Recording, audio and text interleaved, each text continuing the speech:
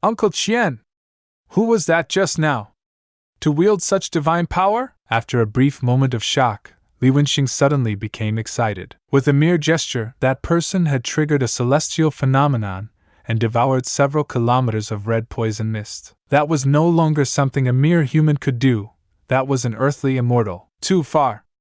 I couldn't see clearly, Qian Jin replied, eyes wide with awe. That figure just now was terrifyingly powerful, so powerful that it made him feel as if he had just witnessed a god. He never imagined that such a peerless expert could be hiding in this southern region. With such godlike power, this man was likely not much weaker than even the legendary master of Longhu Mountain. It was truly someone who could, with their own strength, turn the tide and stabilize a collapsing world. Investigate!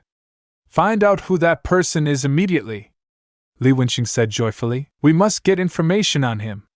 If someone with that kind of divine power were to support me, I would definitely ascend the throne. A cultivator at the level of earthly immortal could indeed defy fate. If he could gain such a figure as his backing, Li Wenxing believed he could overcome all obstacles and claim the supreme seat of power. Meanwhile, in Lin City, inside the city lord's mansion, Li Guanglong sat on the main seat like a war god, a murderous aura radiating from his body. Kneeling before him were over a dozen corrupt officials. When the red mist had broken out, these officials had either abandoned their posts and fled with embezzled funds or exploited the chaos to line their own pockets and extort the people.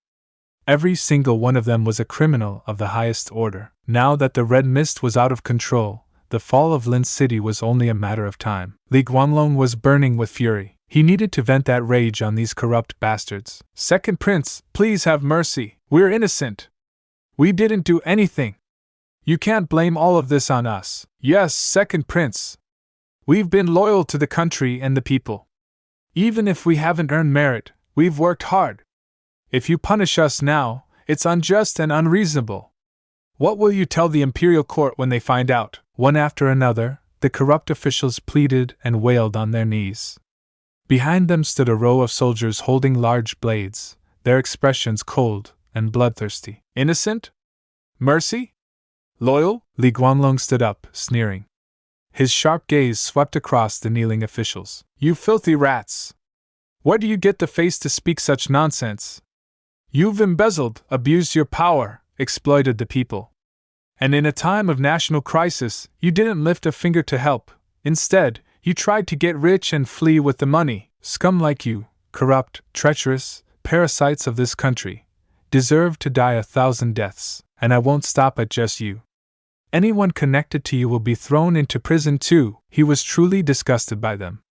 Since arriving in Lin City, nothing had gone smoothly. The plague had spread uncontrollably. News leaked. The entire city was in panic. Riots broke out. Tragedies kept piling up, and these so-called civil officials had not only failed to help, they deliberately obstructed efforts, gave lip service, and wasted critical time. At first, he had tolerated them, hoping they could help stabilize the situation. But now, everything was falling apart. The plague continued to spread. The red mist surged in violently and couldn't be stopped. The city had descended into chaos. People were fleeing. Death tolls were climbing. He was powerless to stop it. All he could do now was release his fury. Second Prince! The plague's spread wasn't our fault. We did everything we could. This was a natural disaster. Nothing could stop it. You can't take your anger out on us just because things went wrong. We're innocent. The officials kept wailing and pleading, spinning lies with silver tongues, refusing to admit any guilt. To still be lying at this point. Seems you won't cry until you see the coffin. Li Guanglong's expression twisted with rage. Men! Execute these beasts. Let them be a warning to others. Xing! Xing! Xing! Without a word, the soldiers unsheathed their blades with chilling precision. Second Prince! I was wrong! Spare me! If you kill us, the court will be furious. Li Guanglong!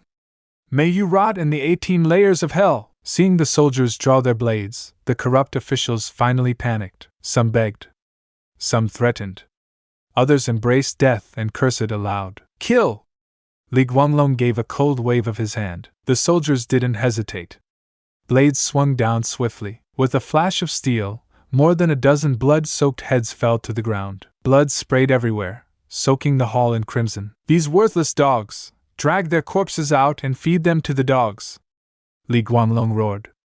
He was a warrior by nature, always decisive and ruthless in battle. Corrupt officials like these, who sabotaged the nation's future in its darkest hour, deserved nothing but death. And just can't accept it. This can't be the end yet. You promised to never leave, and now you're gone. Can't believe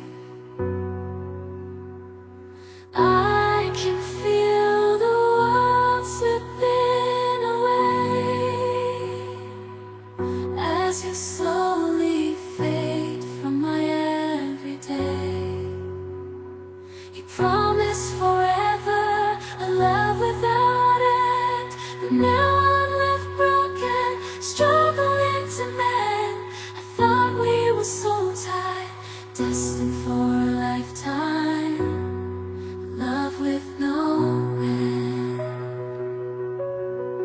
love with no end. Staying in my imagination, memorizing the past time, the secrets, the love, the care. Now they're echoes in the air. I still see your face in every place, feel your warmth, your gentle grace. But now there's just an empty space, and I'm lost in this endless chase. Keeping you in my heart, a piece of you I'll never let go. Though distance brings separation, in my heart